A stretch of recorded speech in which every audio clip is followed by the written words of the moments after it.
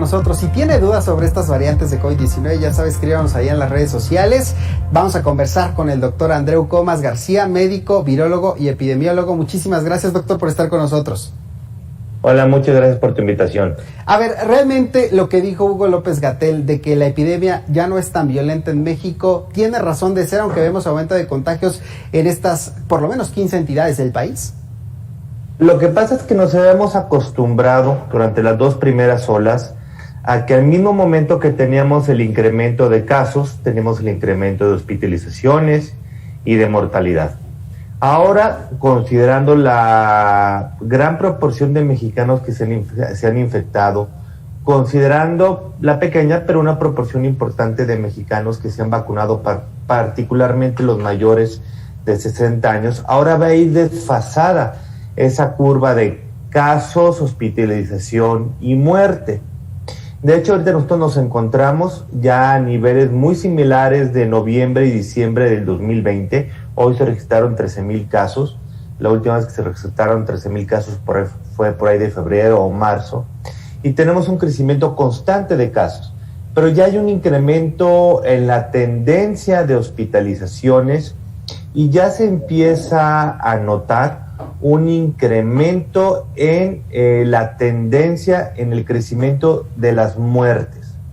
De hecho, la semana pasada, digamos, ya llegamos a un punto de inflexión o de equilibrio en cuanto a la tendencia de mortalidad, y si vemos los datos junto con hoy, ya va creciendo la tendencia de mortalidad. Uh-huh. Entonces, no es tan cierto como lo han mencionado de esa manera.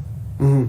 Doctor, a ver, estamos hablando de estas 4 variantes en México que por lo menos están ya circulando, tienen presencia más o menos en algunos puntos del territorio nacional. Hay preocupación entre la población sobre la eficacia de las vacunas para contrarrestar los efectos de transmisibilidad y quizá de gravedad de la enfermedad con estas variantes. ¿Qué podría decirnos al respecto?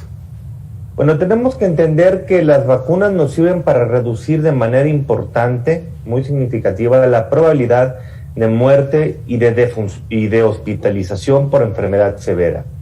Sin embargo, no evita la probabilidad de infectarnos.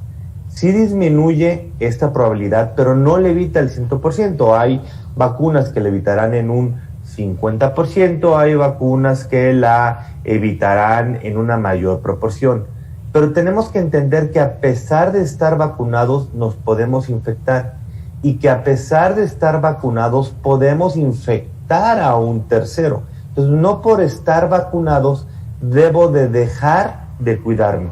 Eso es algo muy importante que la población debe de entender, porque este concepto mal entendido de la vacunación fue lo que llevó al problema que hubo en Chile, fue al problema que ha llevado, por ejemplo, a Israel, ¿sí?, de entender que, ya me vacuné, entonces ya no participo en este juego de la infección. Uh-huh.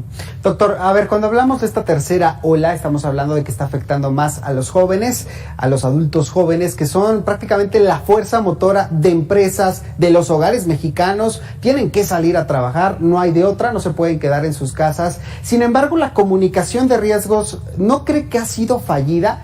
¿El gobierno mexicano se ha tardado para comunicar adecuadamente los riesgos con estas nuevas variantes y sobre todo de infección en este grupo de edad? Bueno, nunca ha habido una comunicación adecuada, para empezar, ¿no?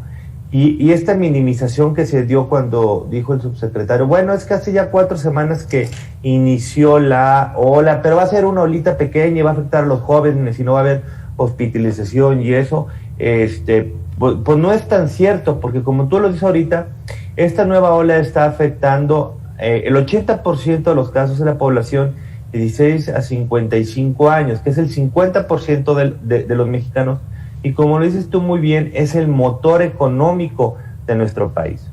Si a esto le sumamos que los jóvenes piensan que no les va a pasar nada, si a esto sumamos el hartazgo que tienen los chavos de universidad, de preparatoria, de secundaria, y están saliendo, si a esto le sumamos el turismo desmedido y sin medidas de seguridad que hay en nuestro país, entonces tenemos la receta perfecta para tener un gran problema, porque estamos hablando de que hoy están en juego, ¿sí?, 75 millones de mexicanos, que es este grueso de 16 a 55 años, que hay las reinfecciones debido a la variante Delta, que un vacunado se puede infectar gracias a la variante Delta. Entonces imaginemos que de estos 75 millones durante esta ola se hospitalice el 2% de esa población. ¿Sí? Ya con ese 2% de la población, pues tendríamos ya un problema extremadamente serio de camas. Sí, porcentualmente van a ser muy poquitos, efectivamente, pero en números totales nos saturarían los hospitales.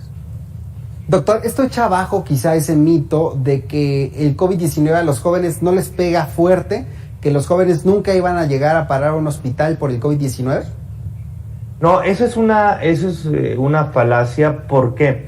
Porque antes tenemos menos hospitalización de jóvenes, porque de hecho los jóvenes se quedaron encerrados y el virus estaba hospitalizando preferentemente a personas mayores de, de 65 años. Sin embargo, y aquí quiero ser muy claro en esto, estoy buscando, perdón, los datos, ¿sí? Ahorita busco los datos. Sí tenemos defunciones y casos graves en personas jóvenes. Entonces no podemos nosotros dejar hacia atrás este hecho de que los jóvenes se pueden morir. Digo, sí, el pico de hospitalización y de defunción se da por ahí después de los 65 años, pero no quiere decir que no vaya a haber ni hospitalizaciones ni defunciones en jóvenes. Las tenemos. Hoy tenemos jóvenes de 20 a 30 años con neumonía hospitalizados, ¿sí? Entonces, es por un concepto muy sencillo que se llama fuerza de infección. Esto quiere decir que si yo tengo muchos jóvenes que se van a infectar, ¿sí? Algunos de ellos, ¿sí?, van a tener formas graves. Pero si tengo muchísimos jóvenes que se van a infectar, pues entonces, tarde o temprano, muchos de ellos van a hospitalizarse.